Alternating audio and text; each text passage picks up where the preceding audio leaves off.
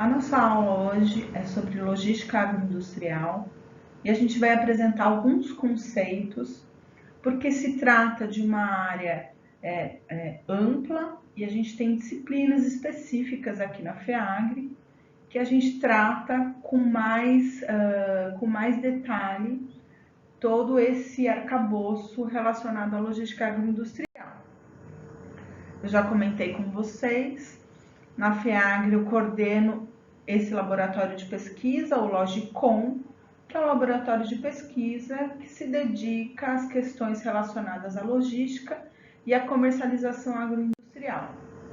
Em termos de disciplinas, nós temos essas duas disciplinas, logística agroindustrial e comercialização.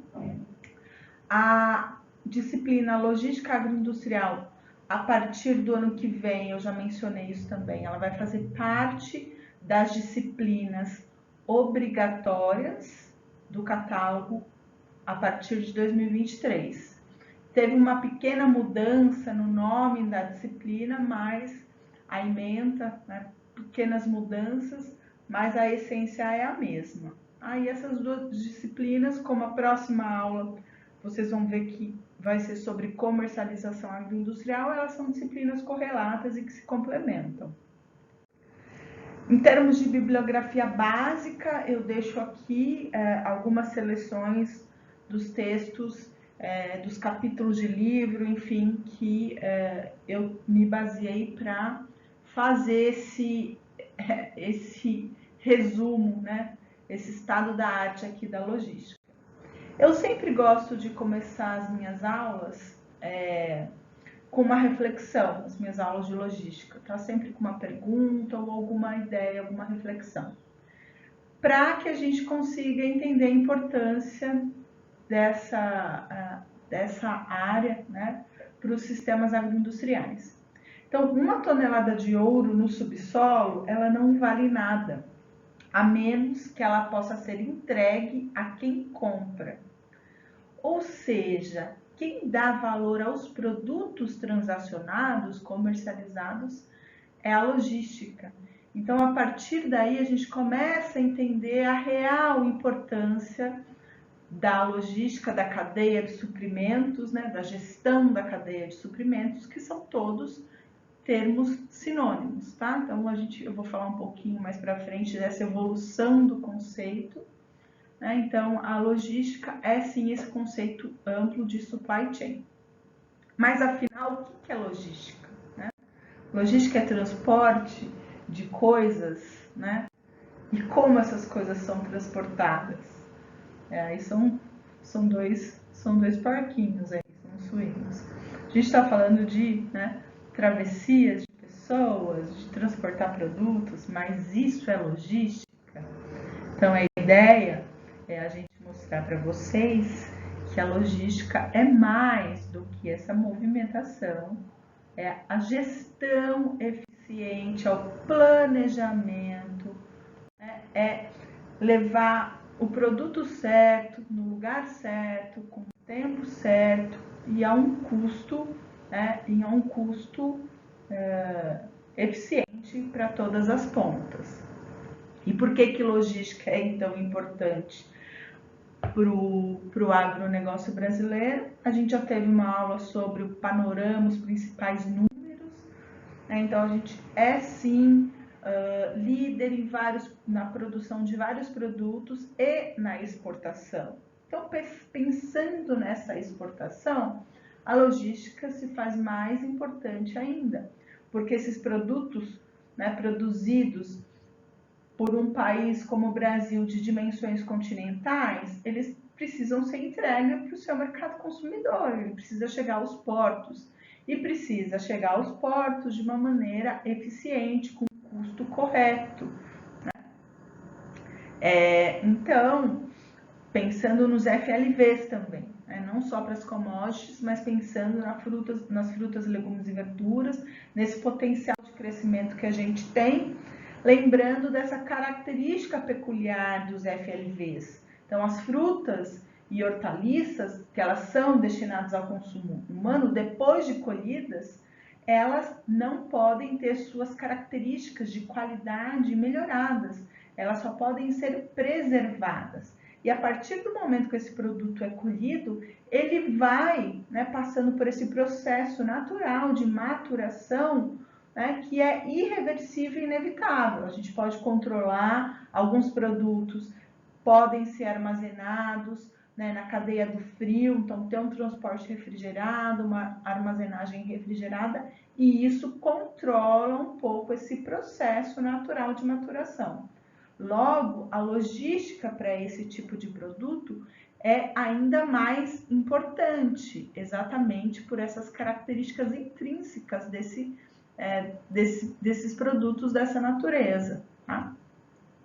Então, em termos aí uma outra questão que a gente tem que levar em conta quando a gente está pensando na natureza dos produtos agrícolas. A gente já mostrou esses mapas de produção.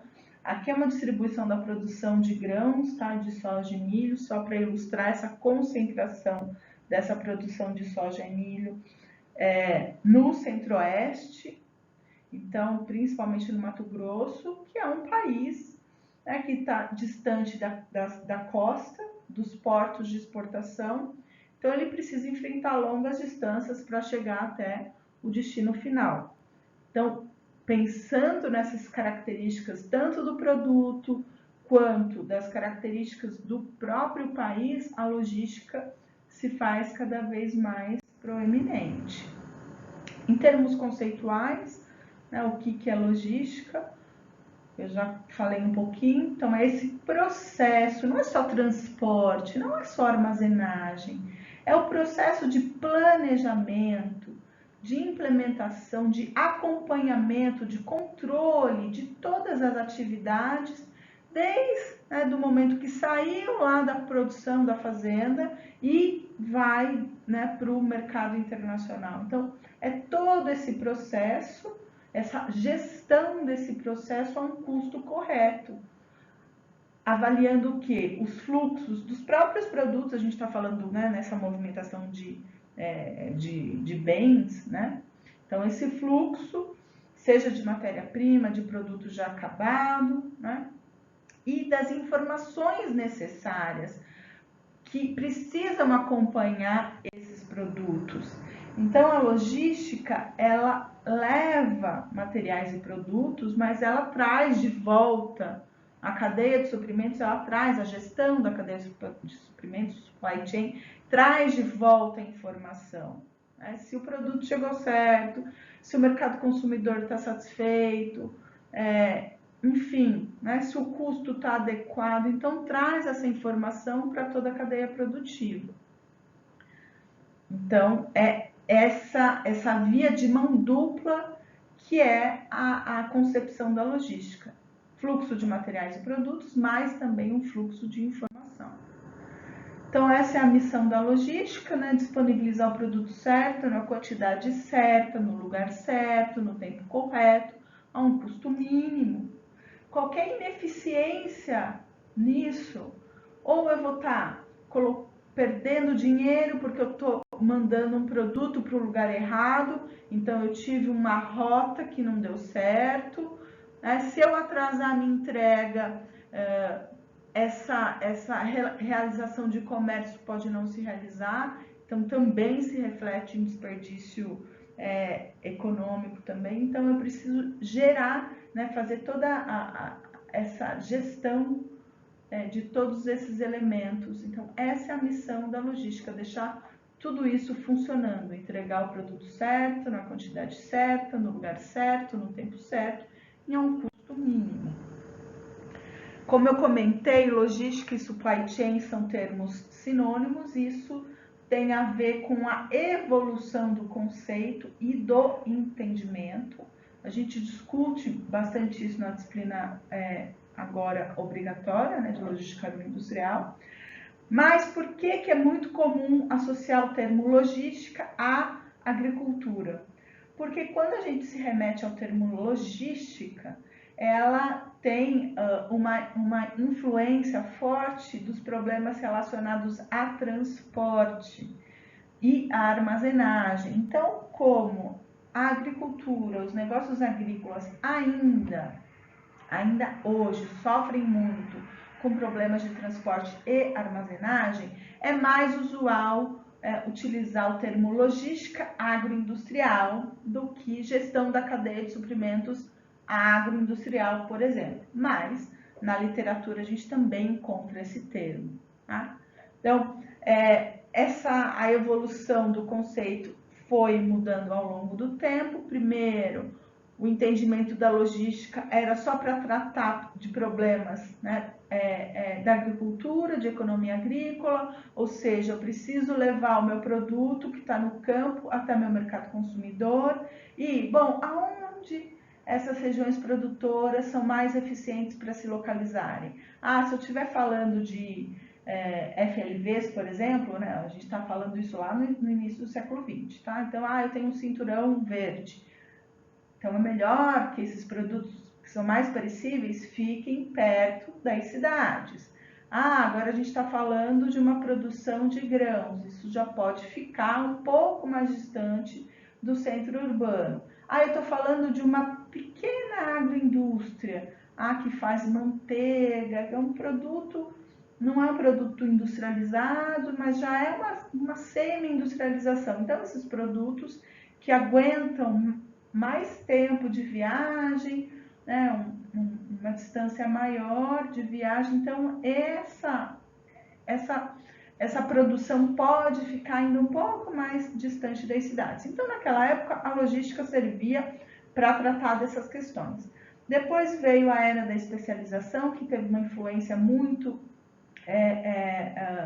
das duas grandes guerras, uma influência militar forte. Qualquer estratégia, né? E esse pensamento de logística influenciou esse período. Então, entre os anos os anos 40 e o início dos anos 60, por influência também das guerras, a logística tentava resolver que problemas? Bom, quais são os caminhos que minha tropa vai seguir? Aonde vai ficar os armamentos? Né? Em que cidade ou em que ponto isso vai ficar? Onde vão ficar os feridos? Enfim, tinha toda uma estratégia de localização e de que frentes vão avançando. Isso era, como é que eu vou fazer o transporte? O exército está avançando, mas então como é que eu vou abastecer esse exército? Com alimentos, com munição, enfim. Esses eram os problemas que a logística na época tentava resolver. Depois a gente veio aí para o início dos anos 70, em que tem uma forte influência da economia industrial. A gente pode pensar aí nessas linhas de produção, a gente falou um pouquinho disso, nessas linhas de produção do Fordismo. Claro que não é exatamente a mesma década, né? Mas enfim, esse processo de industrial, a gente já tinha passado, né, pelo processo da primeira revolução industrial, então a gente já estava com essa indústria em alguns países mais ou menos desenvolvidos. Então a logística começou a olhar para dentro da fábrica. Bom, onde é que vai ficar o meu estoque? Onde é que vai ficar o meu processo produtivo? Como é que vai ser essa linha de produção? O que eu vou montar primeiro? O que eu não vou? Então era um olhar para dentro da indústria. Tá? Então a logística avançou muito relacionada a essa integração interna. Depois, no início dos anos 80, aí, a gente tem uma forte influência do mercado consumidor, dos clientes, tem uma emergência de várias empresas que produzem diferentes bens, né? E aí tem uma concorrência muito forte entre as diferentes empresas e a demanda do consumidor, então, para tentar captar mais mercado, é o que vai definir um pouco as estratégias relacionadas à logística. E aí, no período recente, né, que é a era do supply chain mesmo, então tem, claro, né, a influência do cliente, mas tem a globalização, as diferentes ferramentas de TI, e isso tudo fez uma gestão integradora tanto da produção, com o processo produtivo em si e o mercado consumidor. Agora eu reuni todo mundo, né? Então eu preciso fazer a gestão completa, e aí são os desafios para a gestão da cadeia de suprimentos, para o supply chain, para a logística, aumentam ainda mais. Então, se a gente pensar nesse mundo globalizado, não tem que dar conta mais só da logística dentro do meu país. Não, eu preciso agora, né, ver como é que é a eficiência no transporte marítimo. Vejam aí as notícias, né, que o Porto de Xangai fechou.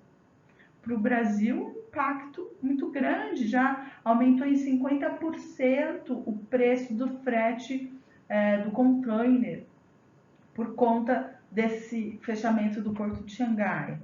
Então vejam só, isso se desencadeia para todas as outras logísticas dos outros países, né? Então, esse processo também de incertezas econômicas, isso traz mais desafios. Veja a pandemia como foi para a logística.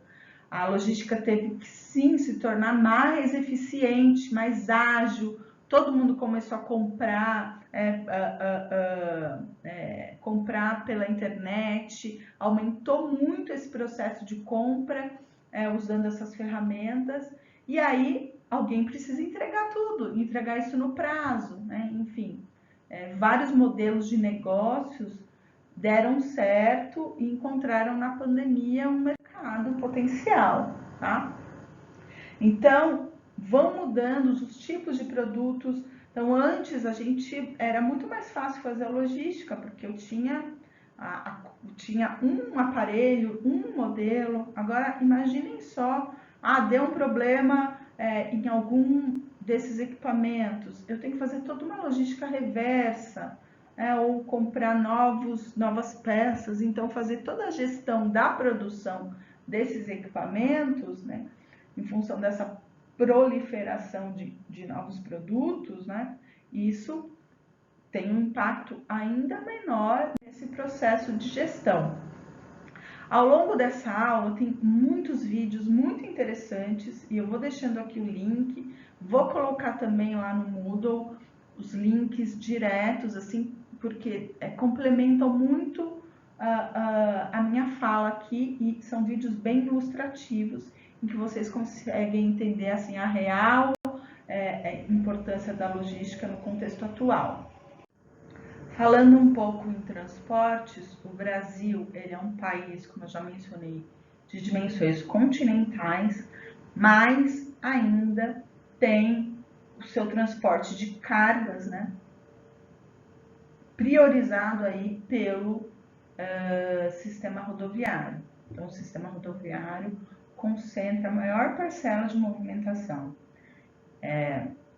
Logo, né, a gente entende que, pensando na natureza dos produtos, né, vamos pensar na maioria das commodities agrícolas, lembrando lá da nossa balança comercial, que os produtos, as commodities agrícolas são os principais produtos exportados pelo Brasil. A gente está falando de commodity, longa distância, produto com baixo valor agregado. Então, o modal rodoviário é o menos indicado para esse tipo de produto, né? Olhando aí a nossa densidade ferroviária, a gente consegue enxergar as decisões, né? As decisões políticas, estratégicas lá atrás, principalmente, né, na década de 50, que inverteu essa lógica de investimento. A gente tinha um volume de investimento em ferrovia forte até, né, antes da década de 50, e depois isso mudou pela pressão da indústria automobilística e pela mudança dos interesses políticos da época. E a gente está falando de investimento em transportes, é um investimento de longo prazo, planejamento, as obras, né, têm um tempo, uma maturidade para acontecer. Então, fazendo um zoom aqui no estado de São Paulo, né, a gente teve as construções das ferrovias brasileiras até 1940. E a gente teve esse traçado aí dessa malha. Ainda assim, essa malha ferroviária de São Paulo, ela já não está mais assim, porque muitos trechos foram desativados e a partir de então nada de novo foi feito. A gente teve uma mudança aí para os investimentos em rodovia né, na época do governo Kubitschek, claro, pressionado pela indústria automobilística que queria entrar no Brasil, mas para isso tinha que ter rodovia para ela poder vender os carros, enfim, né? Mas foi uma decisão equivocada, né, em termos de planejamento estratégico de um país. Enfim, a gente paga, né, essas decisões aí equivocadas até hoje, né? Então, o custo Brasil, que esse custo de infraestrutura é um custo muito alto, tanto para nós consumidores quanto para as empresas, para as indústrias, né? Se a gente tivesse um sistema mais eficiente de transporte, toda a economia ia se beneficiar com isso. E apesar, tá, da gente ter essa concentração no modal rodoviário, vejam só 14% das rodovias são pavimentadas, né? Então, a grande maioria das cargas transita pelas rodovias estaduais e municipais. A gente tem um índice de pavimentação maior nas federais, mas a gente tem uma quantidade muito menor de rodovias federais, né? Então, em termos de rodovias totais, estaduais e municipais, tá? Só 14% das vias são pavimentadas. Então, eu deixo aí, ó, as rodovias federais representam só 5% das rodovias no Brasil, né? Então, além do nosso transporte ser vocacionado aí, concentrado pelas rodovias, o Brasil ocupa só a 17ª posição em termos de via pavimentada quando a gente compara com os nossos vizinhos aqui. Então, tem uma lacuna muito grande. Eu deixo esse vídeo aqui também, que esse vídeo é recente, tá? É de fevereiro de 2017, que mostra a realidade do escoamento da safra de soja todos os anos nas regiões, nas principais regiões produtoras, tá? Cliquem aí depois e vejam, esta é a realidade da movimentação. Então, são desafios constantes. Depois vocês vêm com calma aí, porque senão essa aula vai ficar muito longa. Então, além desse descompasso, tá? Claro, a gente tem uma diferença de custo de implantação de rodovia versus ferrovia, mas vem, né, o destaque. Infraestrutura de transporte, ele não é dispêndio, ele é investimento que promove desenvolvimento econômico. Então, a gente pensa em eficiência, se a gente pensa no transporte hidroviário, né, que a gente tem muitas hidrovias navegáveis no Brasil, principalmente na região norte. A gente tem aqui também na região sudeste a hidrovia Tietê-Paraná, que se não tiver nenhum problema de seca, que a gente já teve, né, 2014, 2017, enfim, isso atrapalha na navegabilidade das hidrovias, mas as hidrovias do norte não tem tanto esse problema. Aí grifo, né? Desde que o processo de desmatamento da Amazônia não avance, porque senão isso já vem interferindo o regime de águas daquela região. Mas enfim, vejam a eficiência, quanto a gente tiraria de transporte de caminhões pelas rodovias. Mas eu não estou dizendo que essas carretas não vão ser úteis, elas vão continuar sendo utilizadas, eu não vou tirar elas do sistema, mas esses caminhões, eles vão fazer transportes curtos, eles vão abastecer os terminais de transbordo, porque uma ferrovia, uma hidrovia, ela não consegue funcionar sozinha, a carga tem que chegar até ela. Então, os caminhões que são eficientes nessa curta e média distância vão abastecer esse sistema intermodal de transporte. Então, a solução inteligente, né, de transporte para o Brasil é o uso da intermodalidade. Então, um modal, ele não vai dar conta, né, de toda essa dinâmica de transporte e pensando nos produtos agrícolas, de produtos commodities de baixo valor agregado, a intermodalidade é a solução mais eficiente. Quando a gente compara isso em termos, né, de valores, eu trago aqui um exemplo do transporte intermodal, os Estados Unidos, também um outro polo agrícola, de soja, milho, só usa a intermodalidade para fazer o transporte dos seus produtos, né? E a gente ainda não conseguiu alavancar esse sistema. Então, vejam aí, a gente tem vantagens produtivas, né? Tem um vídeo que eu também deixo para vocês, uma matéria no Jornal Nacional da Noite, e aí vocês conseguem entender a realidade desse sistema. Então, a gente tem vantagens produtivas, o nosso custo de produção, a gente é muito mais eficiente no campo, só que a gente perde toda essa eficiência no campo. Então, o que adianta a gente discutir inovação tecnológica?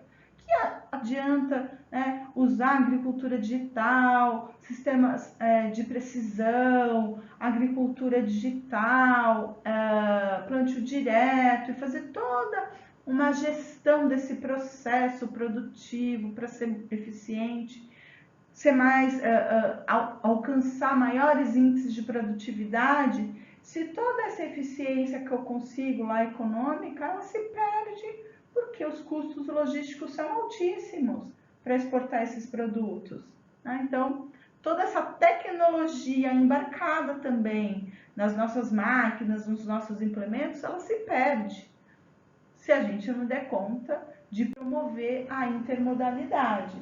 E aí esse mapa que a gente elaborou lá no laboratório por outras apresentações que a gente faz, né, sobre logística, a gente tem esse descompasso, né, esse desafio de equalizar o tal do paralelo 16. Então, o Brasil, ele produz muito, né, acima aí do paralelo, mas exporta pelos portos que ficam abaixo do paralelo. Principalmente, se a gente pensar em soja e milho, Santos e Paranaguá. Então, a gente tem uma concentração da produção acima do paralelo, mas a gente escoa por baixo. E a gente tem a possibilidade de escoar pelos portos do chamado Arco Norte. Mas, para isso, a gente precisa viabilizar o transporte intermodal. Seja melhorando a intermodalidade das hidrovias, né, para sair aí pelos portos de Itacoatiara, Santarém, ou também pelas ferrovias. Agora a Ferrovia Norte-Sul, ela vai ser um elemento estratégico, né, para escoar os produtos ali pelo porto de Itaqui, né, São Luís ali, por Maranhão, mas essa intermodalidade de fato tem que estar operacional. Então, aqui fica esse videozinho que eu falei para vocês, que compara essa perda de competitividade do Brasil versus Estados Unidos por conta dessa ineficiência logística. Os desafios ainda não param por aí. Eu vou tentar ser um pouco mais sucinta. A gente, quando coloca na conta, né, não só o transporte, a gente põe aí a questão da armazenagem. A gente tem regiões com déficit de armazenagem, tem regiões que têm armazéns obsoletos, que mudou a lógica produtiva. Então, se a gente pensar aqui no próprio estado de São Paulo, a gente tem, e a própria região sul do país, a gente tem uma capacidade de armazenagem um pouco maior, mas os armazéns ou são muito pequenos, ou eram armazéns que eram dedicados para o café, que é uma cultura que você, né, armazena um armazém geral, não é um armazém graneleiro. Chega na região sul, né, Paraná, Rio Grande do Sul, os armazéns também, né, ficaram obsoletos, não mantém a integridade dos grãos. Então, a gente ainda tem esses déficits de armazenagem. E aí veja a importância da armazenagem. Eu consigo fugir do chamado rush de vendas, tá? Que a gente fala em armazenagem. ou seja, eu consigo alongar o período de escoamento dos grãos se eu tenho uma rede de armazenagem adequada. Eu não preciso vender meu produto, não preciso vender a soja na época que está todo mundo colhendo e o preço cai. Eu consigo usar, né, a armazenagem para alongar esse período e conquistar as chamadas janelas de oportunidade, em que eu tenho uma recuperada dos preços, porque já não tem todo aquele volume grande para ser vendido. Isso se eu tenho uma rede de armazenagem, né, que dê conta, uma rede de armazenagem que esteja também no lugar certo. Então eu preciso de uma armazenagem que esteja disponível na zona rural, na fazenda, tá? E aí a gente tem esse cenário ainda de perdas, né? Quando a gente pensa em perdas, a gente não tem só as perdas dos FLVs por conta dessa perecibilidade dos produtos, a gente perde também com esses produtos, com os grãos expostos, se é soja exposta ao relento, tá? E tem algumas alternativas, aí eu deixo aqui o outro vídeo para vocês entenderem quais são essas saídas. Então, uma saída é a criação, por exemplo, dos condomínios de armazéns, em que um grupo de produtores se reúne, levanta capital e investe em armazéns, isso num ponto perto de cada uma, tá? Um ponto equidistante ali para as fazendas, que seja bom para todos os condôminos, e eles, cada um investe o que pretende, né? Que consegue fazer a gestão da sua produção, investem e depois fazem a gestão em conjunto dessas unidades. Então, é uma inovação também, se a gente falar, lembrar da aula passada, é uma inovação organizacional, tá? É um elemento importante aí. E aí, para fechar, é um pouco do meu capítulo de livro. Eu tenho um capítulo nesse livro, Mundo Rural no Brasil do século XXI. Esse livro é editado aí pela Embrapa e pela Unicamp, pelo Instituto de Economia Agrícola da Unicamp. Tem assim, vários capítulos interessantes que tratam sobre o agronegócio em geral. Vale a pena. Vocês conseguem fazer um download desse livro, tá? Em PDF, é free, só coloca aí, joga aí no... Eu coloquei como apoio, mas eu coloquei só o capítulo, porque é um livro grande, tá? Então, no final eu deixo o link para download do livro, vale a pena. Inclusive aí para as atividades que vocês vão ter do júri simulado, é uma bibliografia que pode auxiliar, mas a gente está num apagão logístico, né? Porque eu falei muito dos problemas, né? Mas e aí, o que a gente faz? Vejam o desmonte do processo, tá? Logística, transporte, armazenamento, ele precisa de investimento, tá? Então, a gente tem uma lacuna aí de investimentos. Esses investimentos em infraestrutura, transporte, armazenagem precisam ser retomados e é um tipo de investimento que demora, né? Ele passa de uma gestão de 4 anos. Então, às vezes, um determinado presidente faz, né, ou não faz o investimento, e quando faz esse investimento, ele não vai conseguir angariar os louros daquele investimento, né? Ou fazer aquilo como uma plataforma política. Não, porque esses investimentos eles têm uma maturidade, né, para acontecer. Então vejam, né? Teve um desmonte desses investimentos e não só o público, como investimento privado também, através de parcerias e concessões. De novo, qual que é a dinâmica ainda dos investimentos? A gente teve anos em que não foi tão concentrado no sistema rodoviário, então vejam aí 2014, 2013, a gente teve outros, né, outros modais em que a gente teve um importante investimento, mas ainda está concentrado, né, no modal rodoviário, principalmente no período recente, tá? Então, como eu já mencionei, qual que tem que ser o alvo desses projetos? Óbvio que a gente não vai conseguir investir, fazer toda uma malha ferroviária à lá Estados Unidos. Não, a gente não vai conseguir fazer isso, né? Então a gente tem que pensar em investimentos realistas.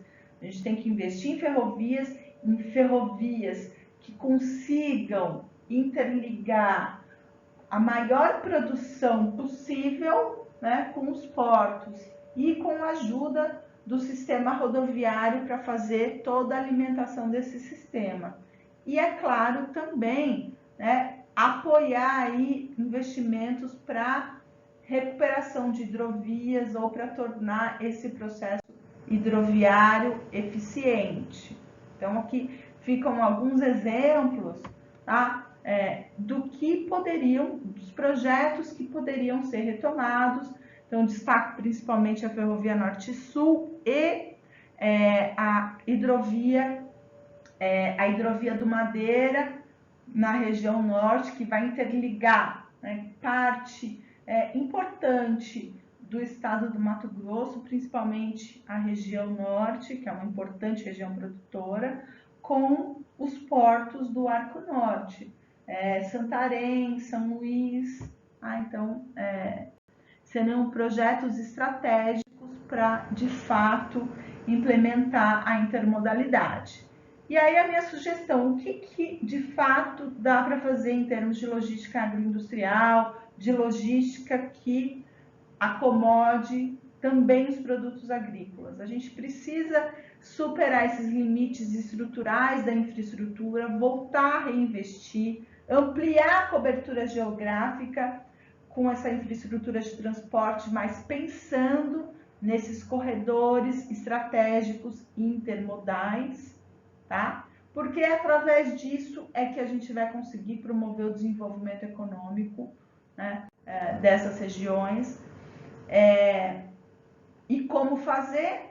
Resgatar investimento, planejamento e ampliar as parcerias com a iniciativa privada. A aula hoje foi longa, mas é natural, é a minha área de pesquisa maior.